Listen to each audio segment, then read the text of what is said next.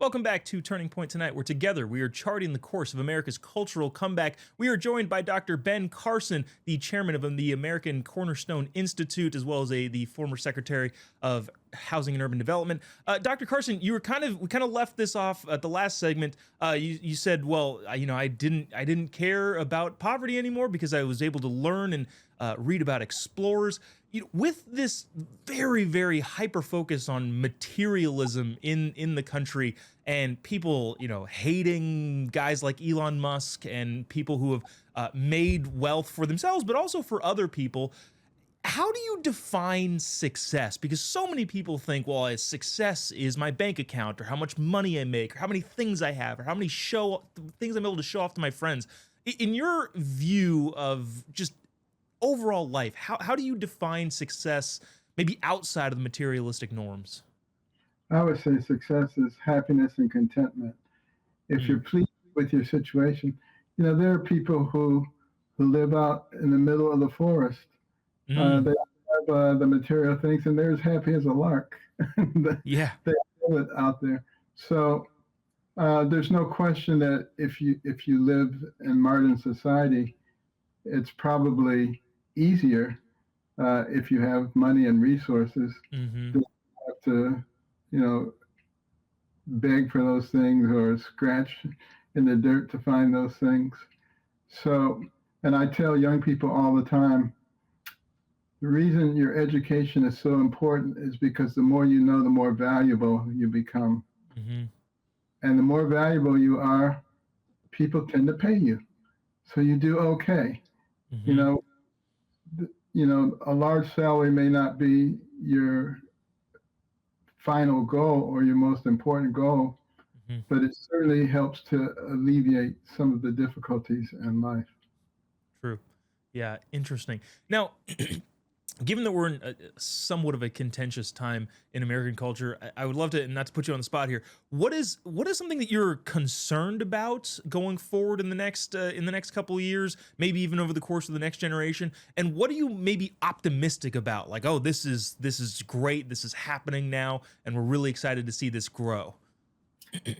Well, the thing that concerns me the most is the divisiveness that's going on Mm, in society, the outright hatred. The whole cancel culture that has cropped up. Our Judeo-Christian values teach us to love your neighbor, not to cancel your neighbor if they have a different yard sign. And I say hatred and division have waxed for a long time. Now it's time to let them wane. WANE. That stands for We Are Not Enemies.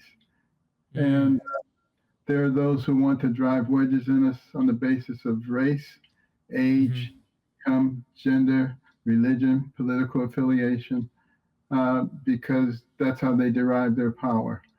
And if we succumb to that, we will not succeed. As Yeah. the Bible says, a house divided against itself cannot stand. Hmm. It never has stood. It won't stand now. So we need the kind of leadership that helps to draw people together.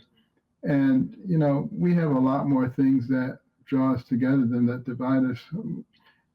But it's up to our leadership to help point those things out Hmm. and help people to recognize that that person who's next to you, who has a different yard sign and a different opinion, it's still your neighbor.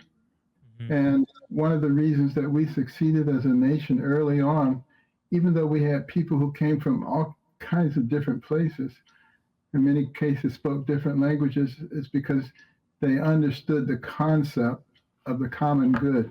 That was a Yeah. phrase used much in the founders' writings. The common good, not what's good for this group versus that group, but what's good for all of us. And if it was harvest season and Mr. Johnson fell out of the apple tree and broke his leg, guess what? Everybody else harvested his crops. They didn't want to know what his religion was. They didn't want to know what his Yeah. politics was. They just said he's our neighbor and he needs help. We need to get back to that again. Yeah, and what's something that you think you're optimistic about, that you kind of see a groundswell coming, and this is what we should look out for and keep an eye on, and help flourish in the coming years. Well, I'm optimistic about the young people. The young Mm, people I see at TPA events, TPUSA events, and just around the country in general. A lot of the lectures that I give, about pro-life, about education, I see a lot more younger people in the yeah. audience, and they seem to be very enthusiastic. And I think a lot of them are actually starting to learn about our history, the Hmm. real history of America, the good, the bad, and the ugly. But if you're honest, there's a heck of a lot more good than there is bad and ugly. And we Yeah. have people who have seized upon the bad and ugly and tried to make that the central focus of who we are. And, Mm, particularly they seize upon things like slavery and say, we're evil because of slavery. If they know anything about world history, they would know that every civilization has struggled with yeah. and the thing that makes us unique is that we had so many people who vehemently opposed it that we fought a bloody civil war and lost a large portion of our population to get rid of it. Yeah. Yeah. Considering the fact that this is a resurgence that doesn't come with no criticism, how do you what is your maybe advice to kids, but also really anybody who is standing up for truth and what they believe in, and how they deal with the criticism that comes your way? Because I know you've dealt with a lot of criticism. What is your process of dealing with that and continuing to press forward? Well, see, I maybe have a little unique way of dealing with that.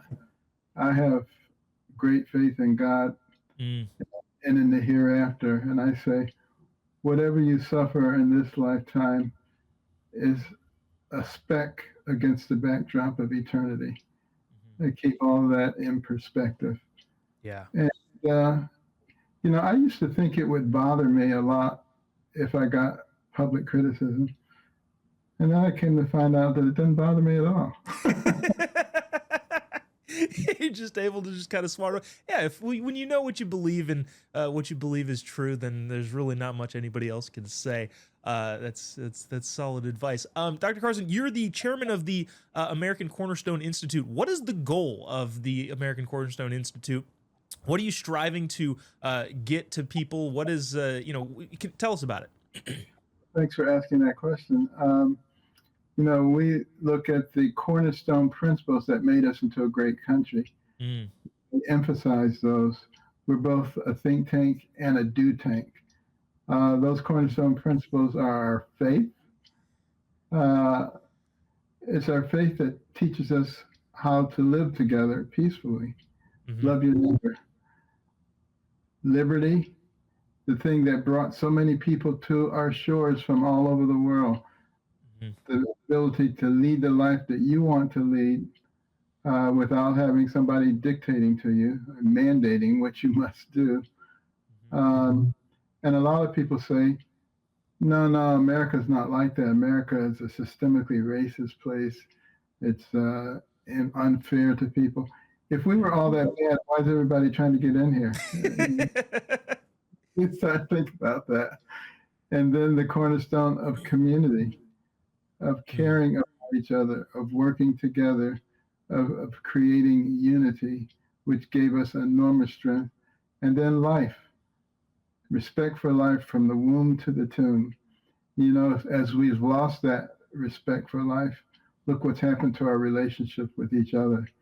And then we have a pediatric component called the Little Patriots program. And we teach the children everything about our history, the good, the bad, and the ugly.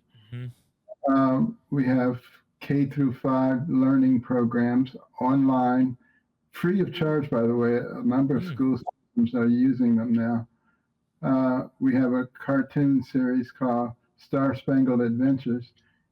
Each episode takes one aspect of our history and makes a Interesting. story of it. And they're so interesting that most of the little kids, when you show them one, their next question is, "Can I see another one?"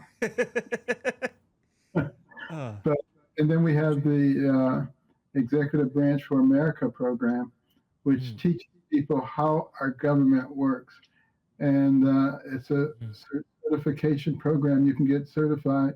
It's free of charge, also. But so many people don't know how our government works, and we particularly aim it toward college students Mm, because you'll learn stuff in this that you won't get in your political science classes. And we have Sarah Huckabee Sanders interviewing a lot of people in their positions in government, so you can get a feel for exactly what do they do. yeah. Uh, doing everything we can to try to fortify our country for the future. Wow. Yeah, that's incredible. My wife and I have about a 2 year old and one on the way, and we don't let them watch the iPad because what we talked about previously. But when we do, it inevitably sounds like we got some cartoons to watch. And also, one of the other things you said that I think should be repeated: you're not just a think tank, you're a do tank. I love that because so Yeah. many think tanks. What do they even do? They just sit around and think all day and nothing comes of it. But yeah, Dr. Carson, thank you so much for joining us. Really appreciate you and all the work that you do to fight for core values in this country. Thank you so much for joining us. Thanks for having us, and thanks for being patriot. Thank you so much. Coming up on Turning Point tonight, we've got a fantastic clip from Alex Clark's Culture Apothecary podcast. Don't go away. We'll be right back after this.